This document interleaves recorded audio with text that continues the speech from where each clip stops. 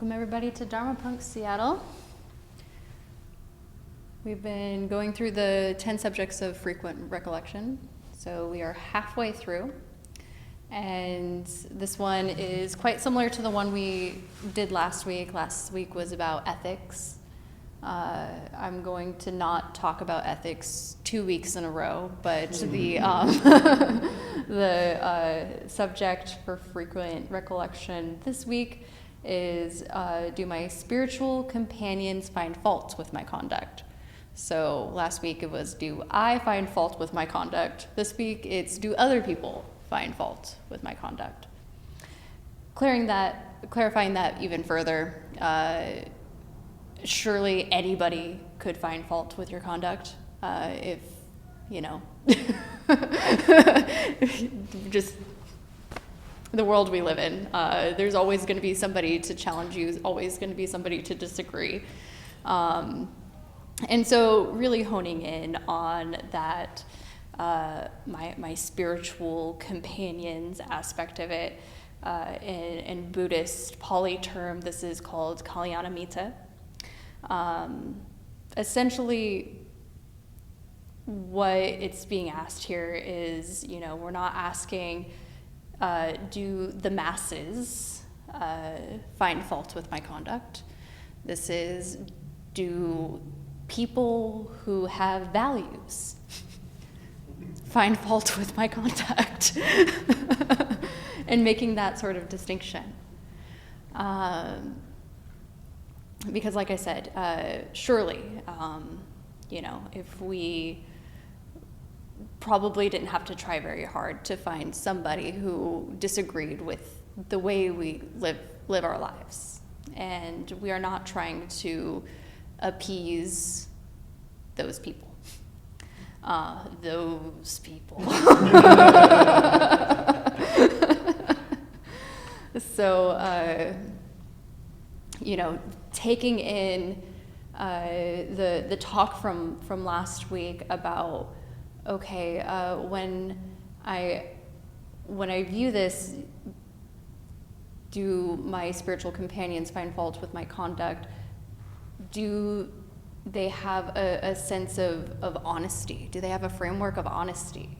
Do they have a framework of their own sort of self-practice, spiritual hygiene, emotional hygiene, these types of things, to recognize whether or not the information that we're getting is of value.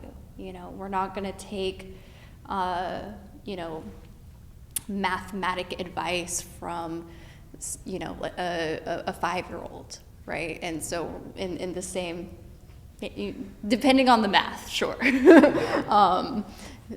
But we're making sure that the information is coming from people who are wise.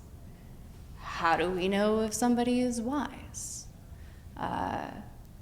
Typically, you know, the wisdom is not something that is read in books. I think books can be helpful in steering people in certain directions and having information, but people who've actually lived their practice, that have actually turned toward pain, fear, discomfort, and grown and learned from it. That is the wisdom. So that being sort of the backdrop of what this one is talking about. And so why is this included as one of the 10 subjects of frequent recollection? With hesitancy of, you know, maybe being a little bit repetitive on some of my more recent talks, but the concept of we are each other's mirrors, that we need to be able to make contact with other wise beings in order to see ourselves clearly, because without that, the only contact we're making is with our mind. And hopefully, if we've been meditating long enough, we have come to recognize that our minds are not reliable sources of information. And so we need feedback, we need advice, we need to bounce things off of each other in order to check, hey, I think that I'm going to make this move. What do you think? So with that, I'll leave that as the introduction. Another aspect that I'll go into a little bit further is a concept in Buddhism called, it's from the 8 Worldly Winds, and one of the sections is praise and blame. I think that can be a really interesting avenue to explore in relationships is, what is our relationship to being praised, and what is our relationship to receiving blame? Because, it's a very common part of life, and like the winds, like the 8 worldly winds, there are things that can easily shift our moods, our attitudes, our suffering. Especially depending on who the fucking messenger is to that blame, to that praise. So, as a prime to this,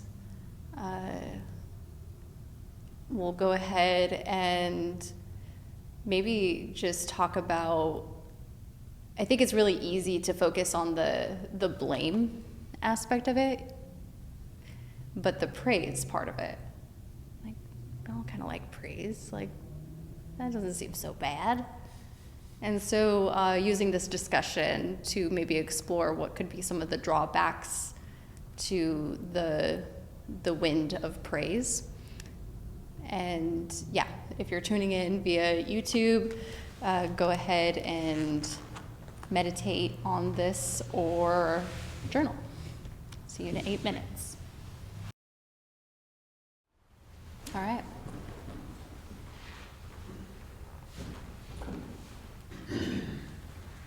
Let's meditate.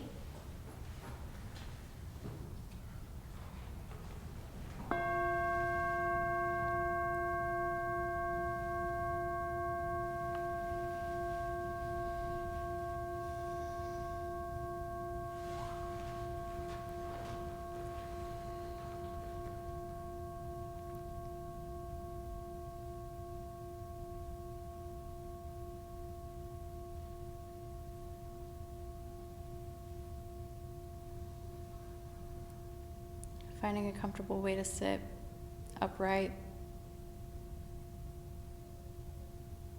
spine, vertebrae stacked one upon the other.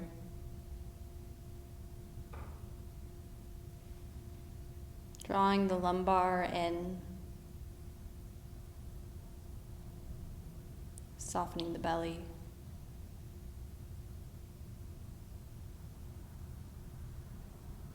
Letting the shoulders drop away from the ears.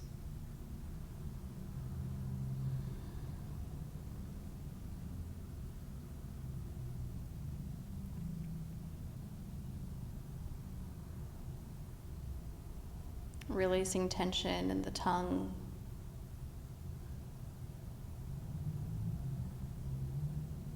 And around the eyes.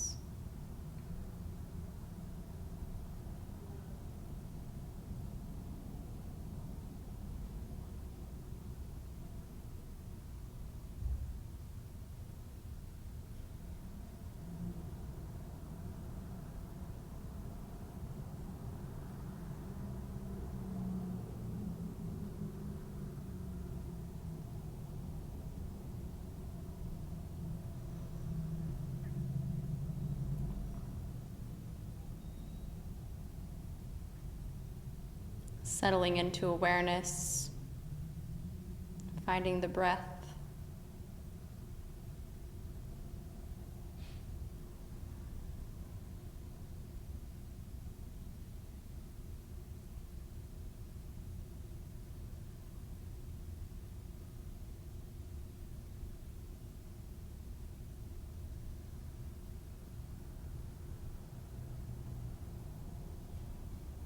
And following the breath in and out.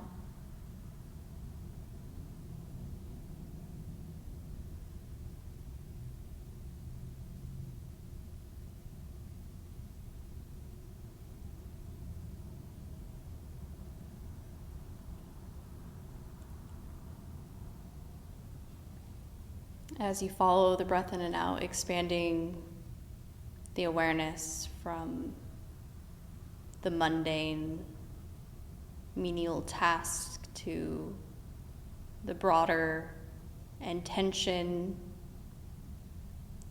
of meditation as a whole.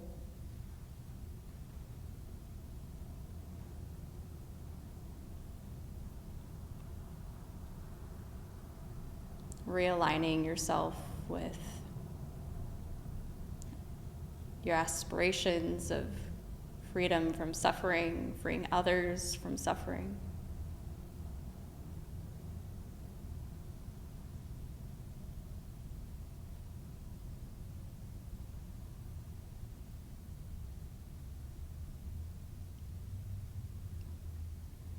So often we get caught in the tiny whirlpool of thought.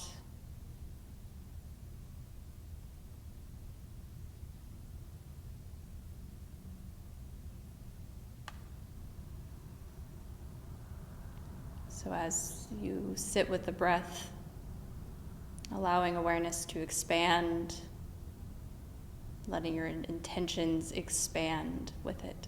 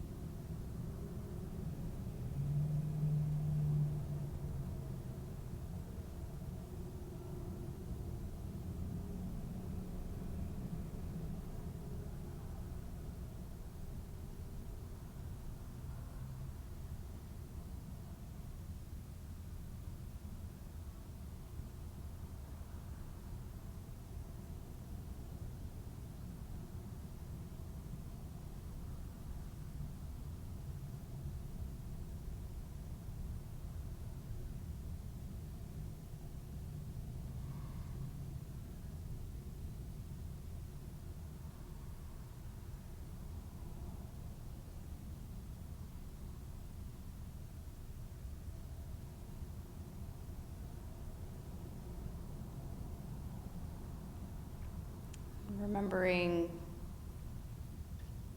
that establishing the breath, that establishing these intentions give way for deeper practice, allowing yourself to commit to stay here for now.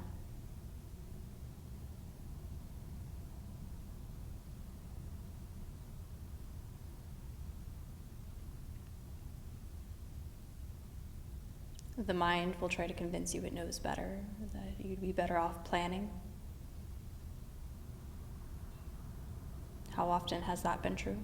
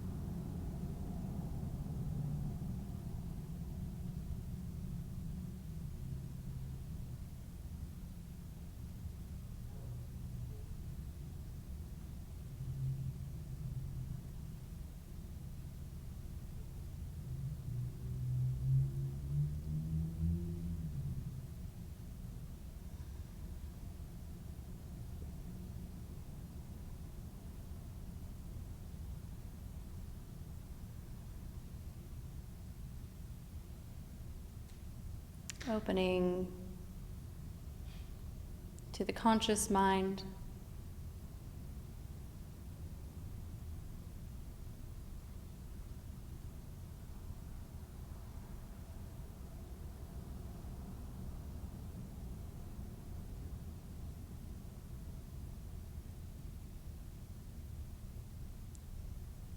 Allowing thoughts just to be a part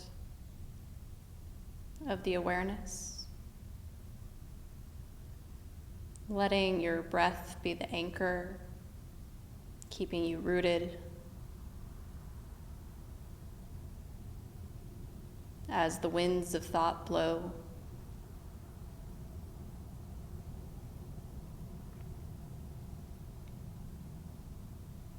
they blow toward craving, wanting, desiring. They blow toward hatred, aversion, dislike.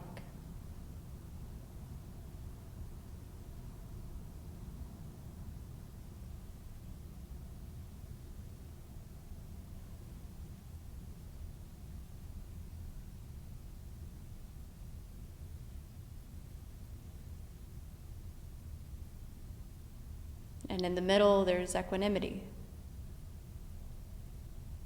or equipoise, being poised in the middle of these two forces, blowing this way and that.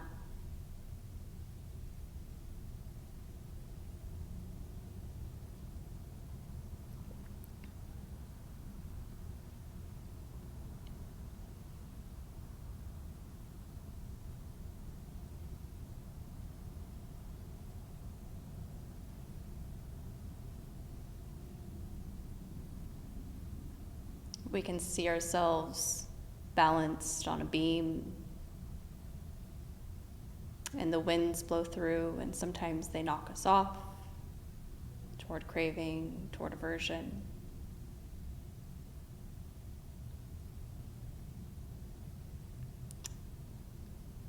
And there's no judgment in that. We just assume our poise once again.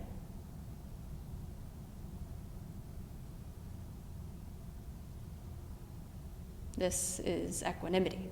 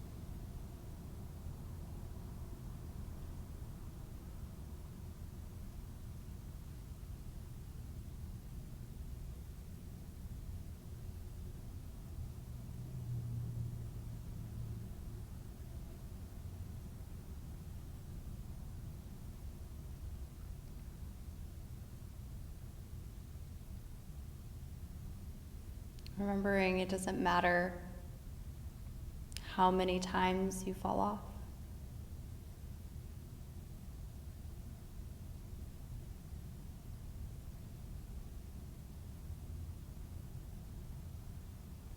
It matters that you know you fell.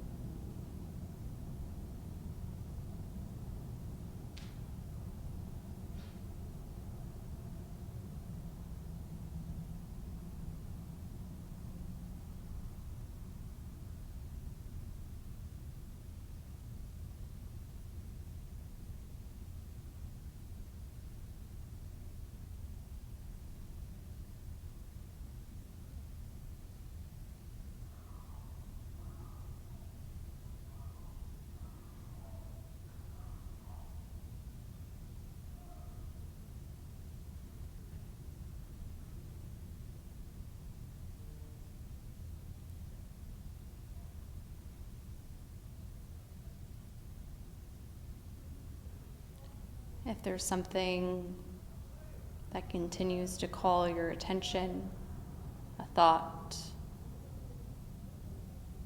or even further, just the tendency of thinking, sweeping you away, you can visualize maybe a spiritual friend or a spiritual companion on the beam with you.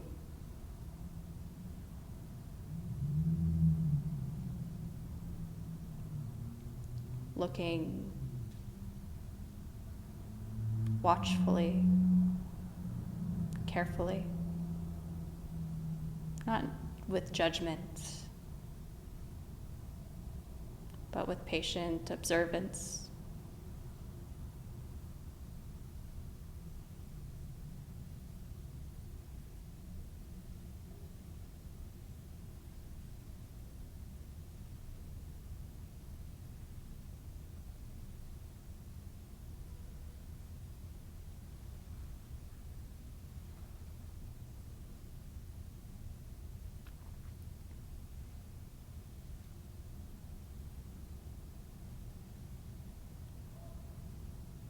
This could be a teacher, somebody you know or know of, a friend.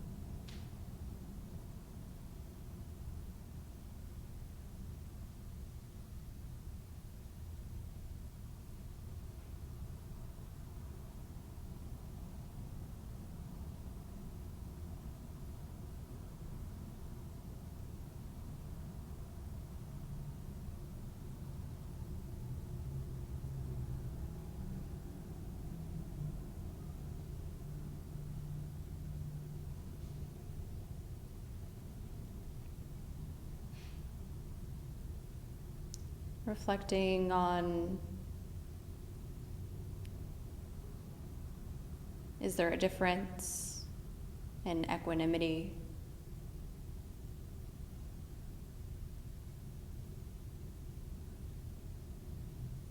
Does the intention become stronger?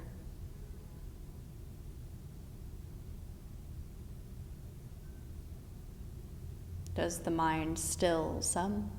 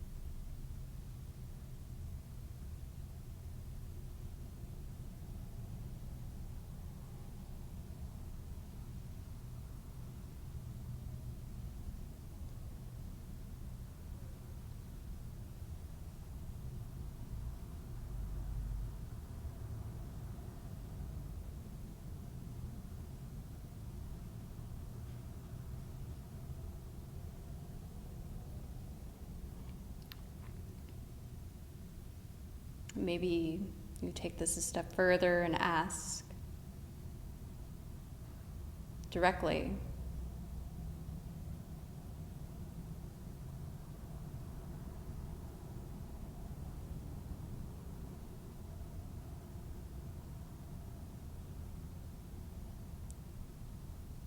for this feedback, what could be improved?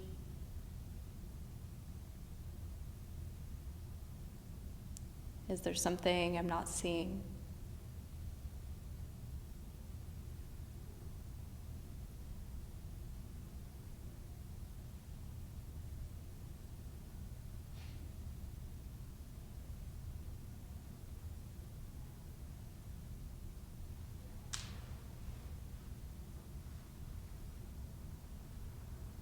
What do you think they would say?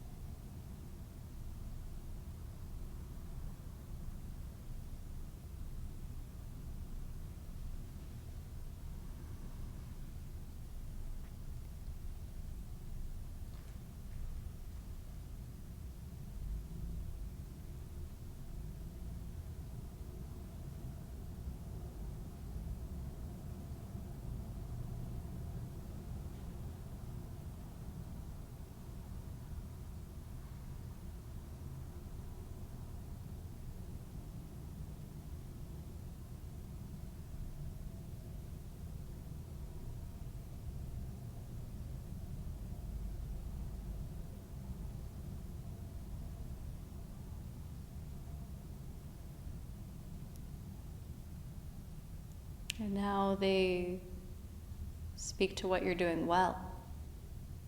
What do they say?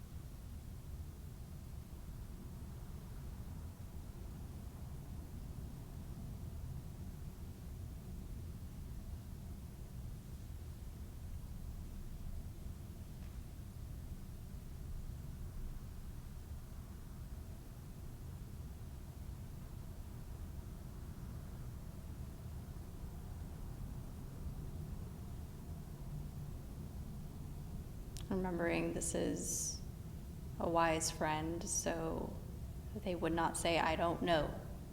That would be you. What would they say?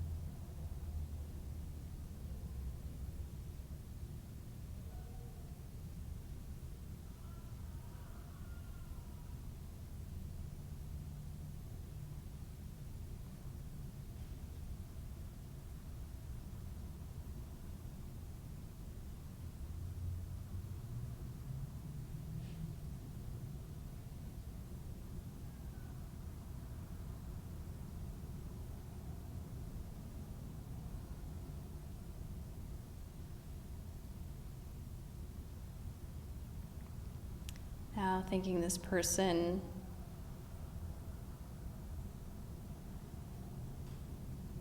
for assisting in your equanimity practice.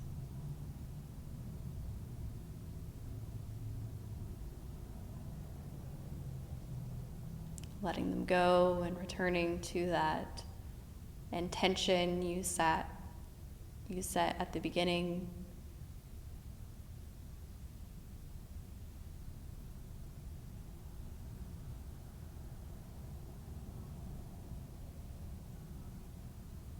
Pushing the bounds of awareness.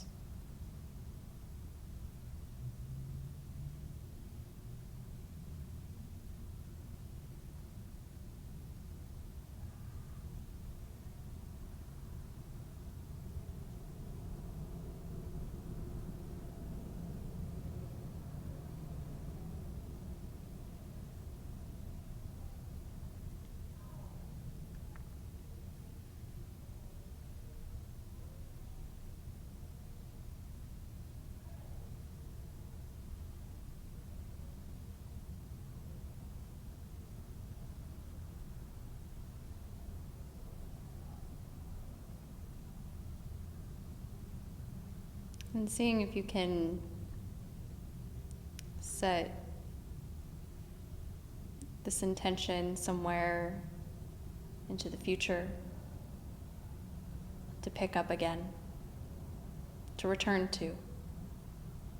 Maybe it's while you're brushing your teeth, before bed, the thing you think about as you drift off to sleep.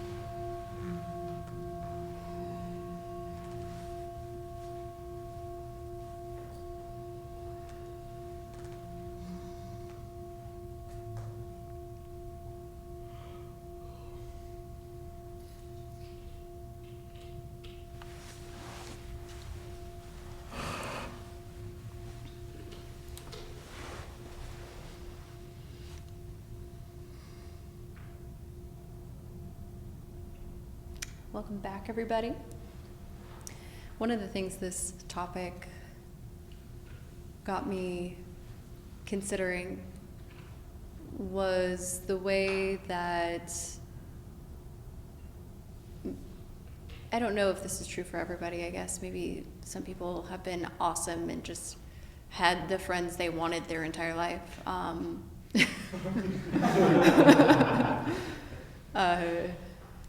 Maybe that's true for some people. That hasn't necessarily been true for me. And one of the things I thought about was, what it takes to have, like a true friend, because a spiritual friend feels, a little bit whimsical, maybe. It feels, I wouldn't call any of my friends spiritual friends ever. Like, it feels a little bit like, when you like join a cult and they're like brother and sister.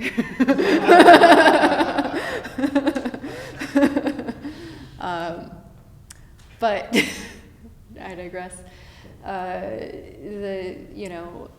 Making that line between, there are people in my life that I consider my friends, and I love them, and I would love to go to shows with them and do stuff.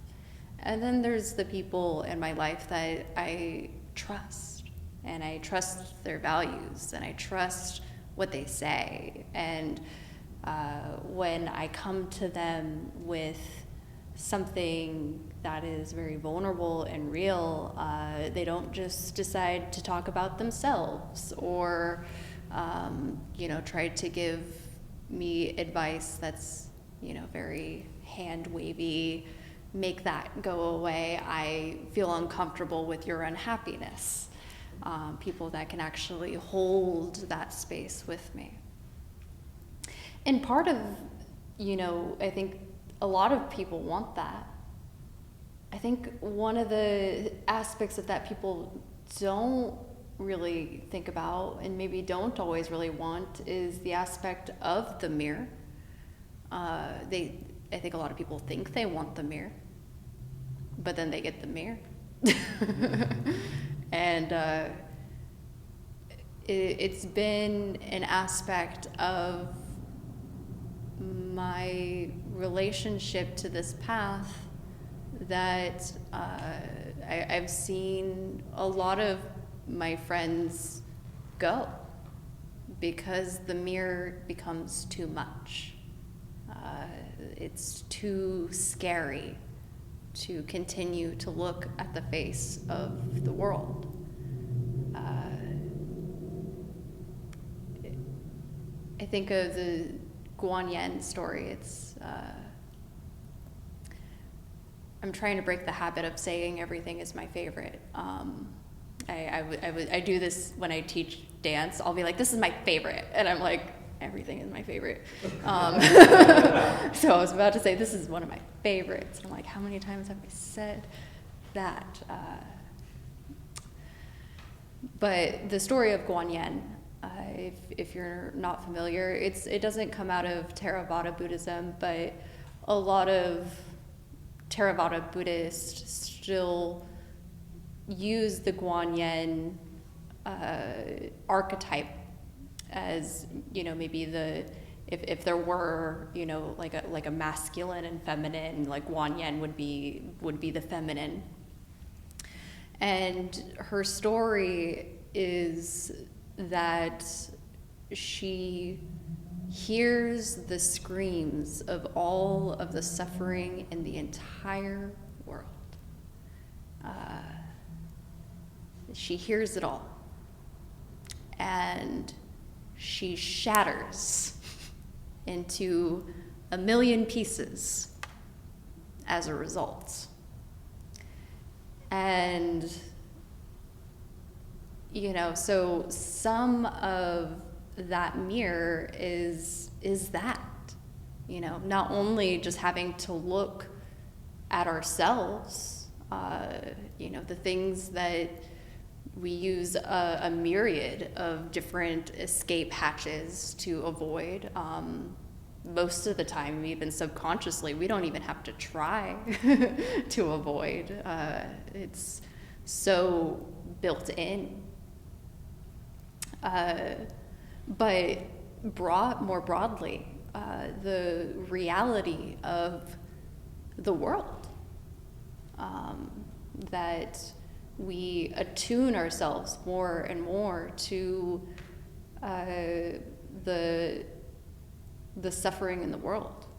And I think even that seems maybe like, oh, well, you know, I'm super leftist or liberal and like I already know all that. And it's like, no, it's different.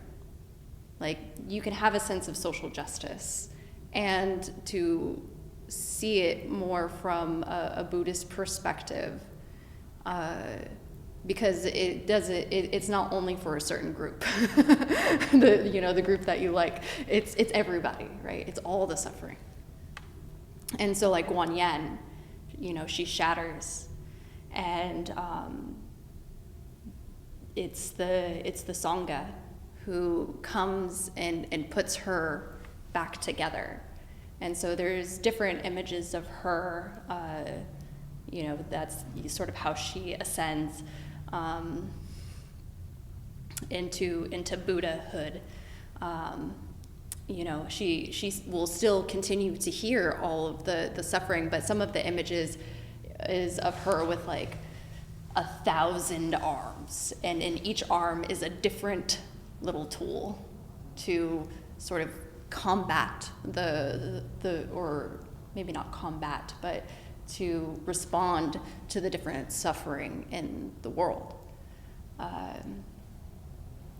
And so, that being what the mindfulness practice can have in store for us is through that story, through looking at ourselves, through allowing the Sangha to help build us up, to help put tools in our hands, that we can become capable of hearing all of that suffering.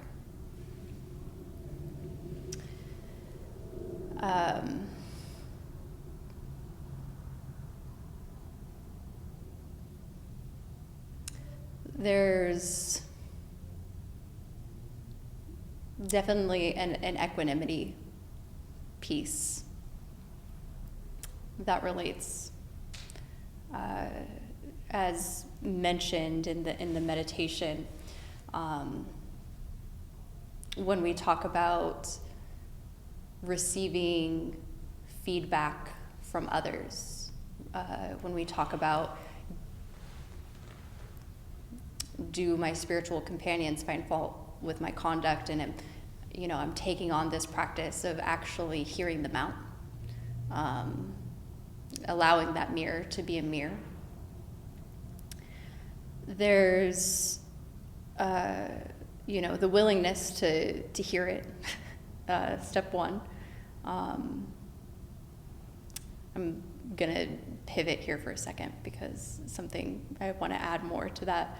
I've also lost a lot of people as, I have been a recipient of the mirror. I've had a lot of feedback, and I've also, part of the practice is being able to be the mirror for others and for you to give feedback.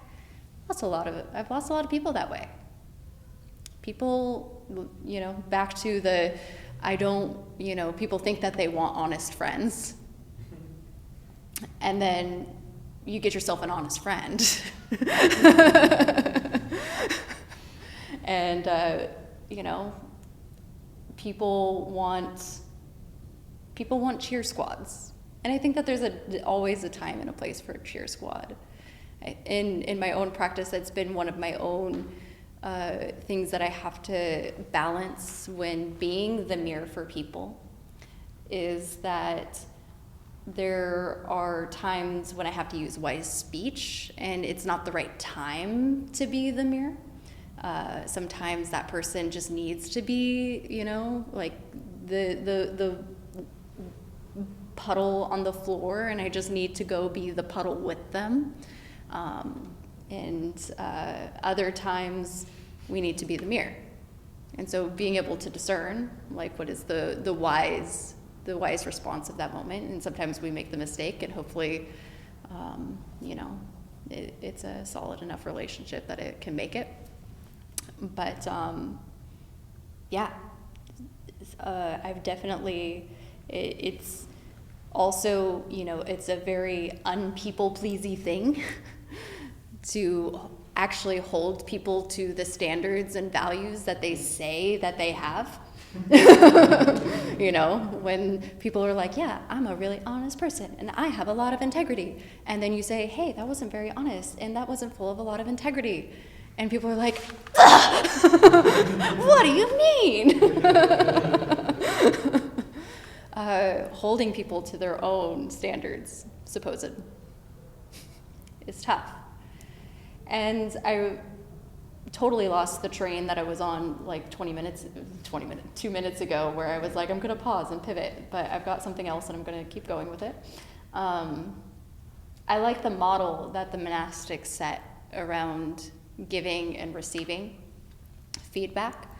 One, they are not allowed to give like feedback, admonishment, unless there is no resentment. So that could take a year. I've heard of situations like this where, monastics have had to wait a very long time in order to give the feedback, to protect themselves from unwise speech. It's too easy when you have a resentment, when you're like, just, can I get a little dig? Like, how many times have you like, I'm going to be really skillful in this conversation, but you just give like one, like that last sentence is just a fucking stinger. It's just that last little like side.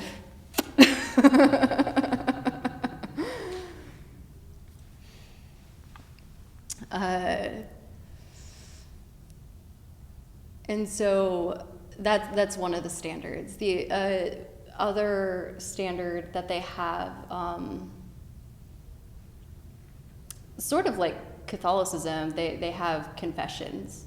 But unlike Catholicism confession, where it's just like some fucking creepy dude in a box that you don't get to see, they face each other and look each other in the eyes, and they tell each other.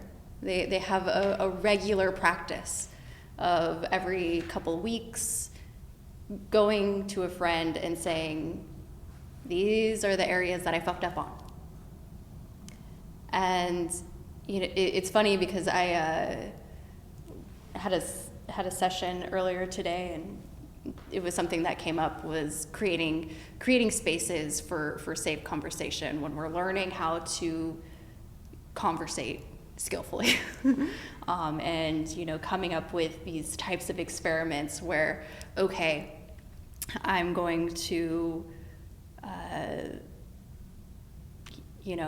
we're going to sit down for tea at a certain time, and all bets are off.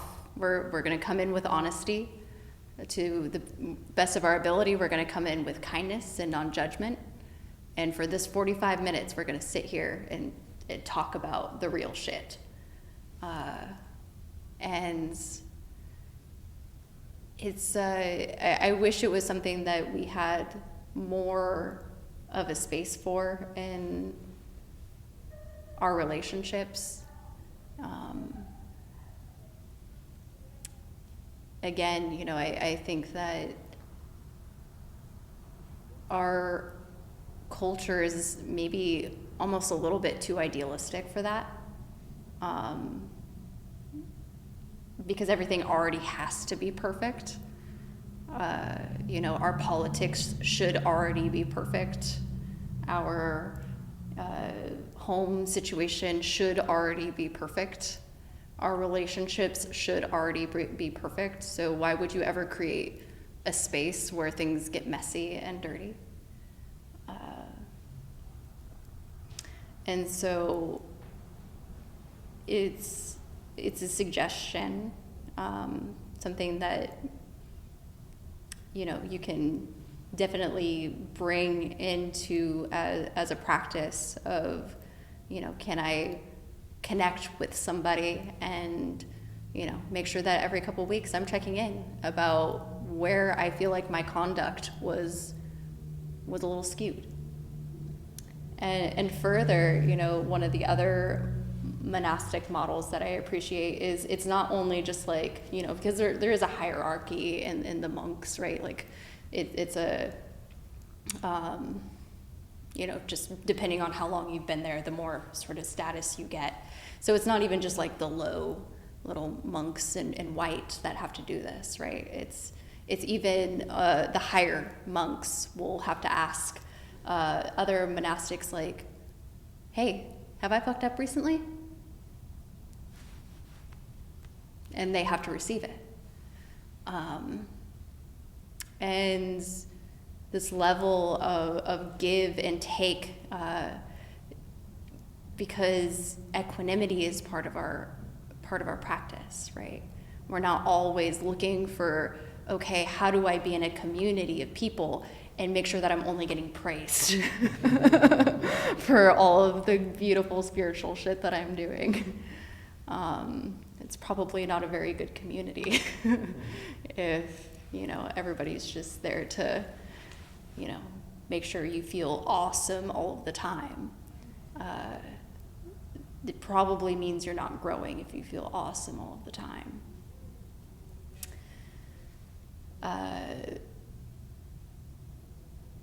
And so through the praise and blame, it's very fascinating to watch in my practice right now. Praise and blame gets to be a pretty hot topic because in my schooling, I'm under a significant amount of supervision. I see 3 supervisors one-on-one regularly, and so I'm constantly in the throes of praise and blame.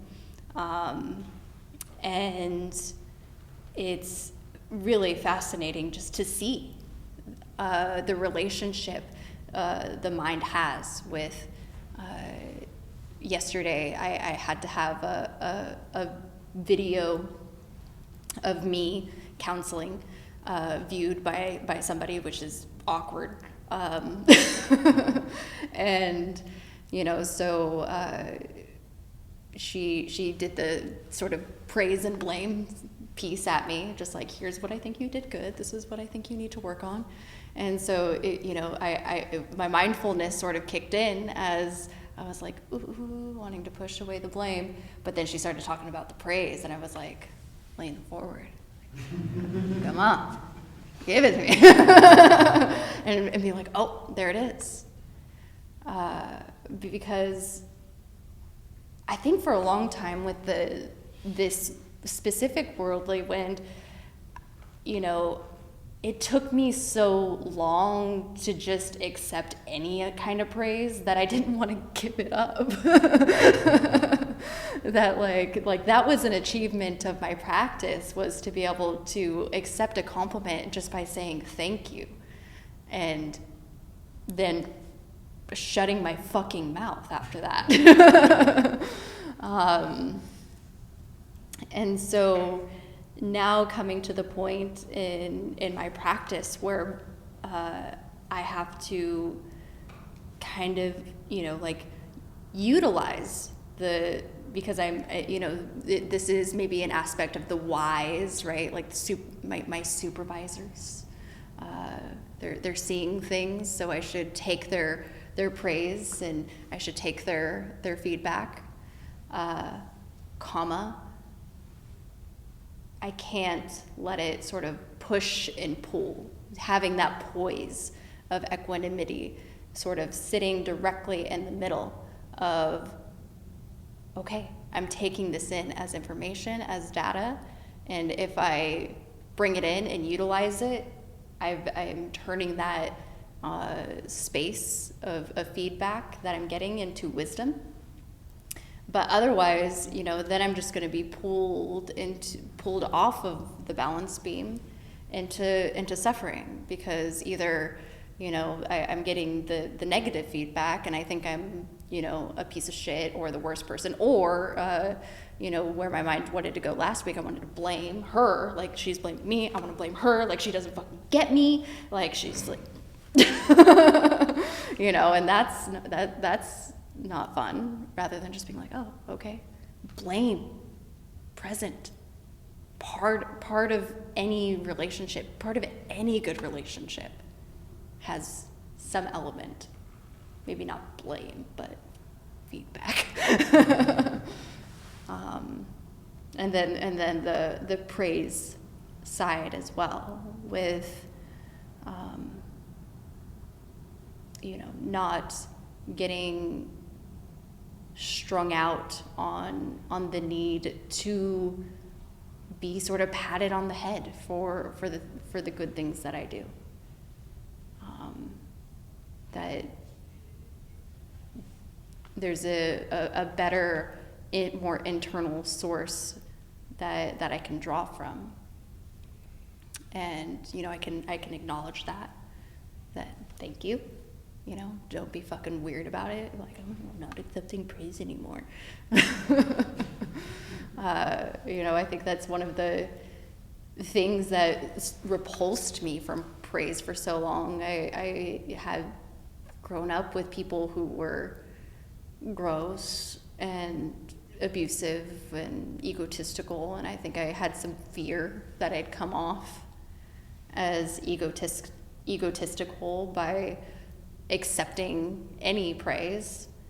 I was terribly afraid of being viewed as such, and you know, recognizing, being able to pull that awareness back far enough to say, oh, okay, there's a fear in praise, a fear of a view, and just sort of recognizing the silliness of it is that, like, the egotistic aspect of praise comes out if you're, like, you know, going around demanding it from people in your life, like, give me that praise.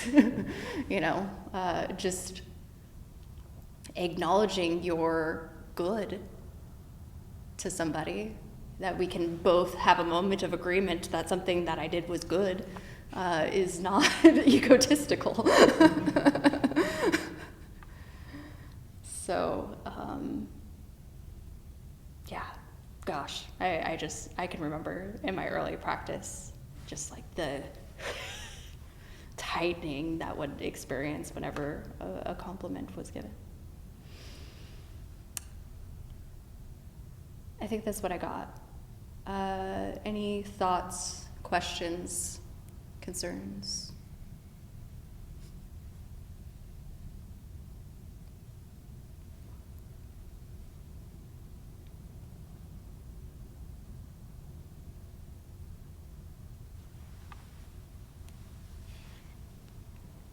No? It's an incomplete thought. I'm not sure where it is. Okay. All right. We'll end there. As an announcement, John has donated some books, so they are free for the taking. There's free literature up there, What the Buddha Taught, as well as if you have any interest in learning Buddhist chant, there's a chanting book up there as well. Great way to start the day. Great way to start the day. You could chant the 10 subjects of frequent recollection. It's in there. It's in there. Recollect them frequently. Yes. So, yeah, Donna, if you would like to donate, you can donate via Cash App or Venmo or cash. No pressure to donate. Buddhist teachings are freely offered, but there is a $5 to $10 suggested donation. Otherwise, let's dedicate the merit. May any goodness that came from practice here today be spread above and below to the seen and the unseen, to those being born and to those who are dying.